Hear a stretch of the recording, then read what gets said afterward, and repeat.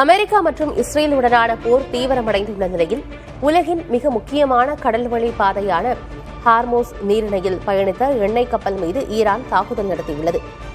Skylight என்ற எண்ணெய் கப்பல் ஈரானின் ஏவுகணை தாக்குதலுக்கு உள்ளாகி கடலில் மூழ்க தொடங்கியுள்ளதாக தகவல் வெளியாகியுள்ளது. இக்கப்பலில் இருந்த 15 இந்தியர்கள் உட்பட 20 ஊழியர்கள் ஓமன் பாதுகாப்பு படையினரால் பத்திரமாக மீட்கப்பட்டனர். இந்த தாக்குதலால் சர்வதேச அளவில் கச்சா எண்ணெய் விநியோகம் பாதிக்கப்படும் அபாயம் ஏற்பட்டுள்ளதோடு வளைகுடா நாடுகளில் போர் பதற்றம் மேலும் அதிகரித்துள்ளது.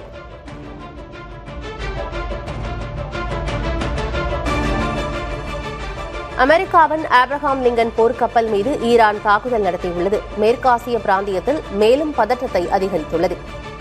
ஈரானின் புரட்சிகர காவல் படை விடுத்துள்ள அறிக்கையில் அரபிக்கடல் பகுதியில் நிலைநிறுத்தப்பட்டுள்ள அமெரிக்காவின் ஆப்ரஹாம் லிங்கன் விமானம் தாங்கி போர்க்கப்பல் மீது 4 அதிநவீன ஏவுகணைகளை வீசி தாக்குதல் நடத்தியதாக தெரிவிக்கப்பட்டுள்ளது.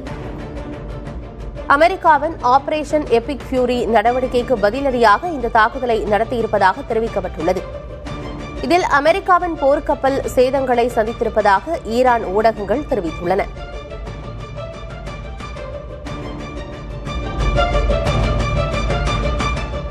ஈரானுக்கு எதிராக அமெரிக்கா முன்னெடுத்துள்ள ராணுவ நடவடிக்கையில் 3 அமெரிக்க வீரர்கள் கொல்லப்பட்டதாகவும் 5 பேர் பலத்த காயமடைந்ததாகவும் அமெரிக்கா தெரிவித்துள்ளது.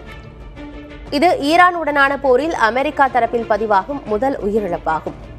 உயிரிழந்த வீரர்களின் விவரங்கள் 24 மணி நேரத்திற்கு பிறகு வெளியிடப்படும் என்றும் கள நிலைமை தொடர்ந்து பதற்றமாக இருப்பதாகவும் அமெரிக்கா தெரிவித்துள்ளது.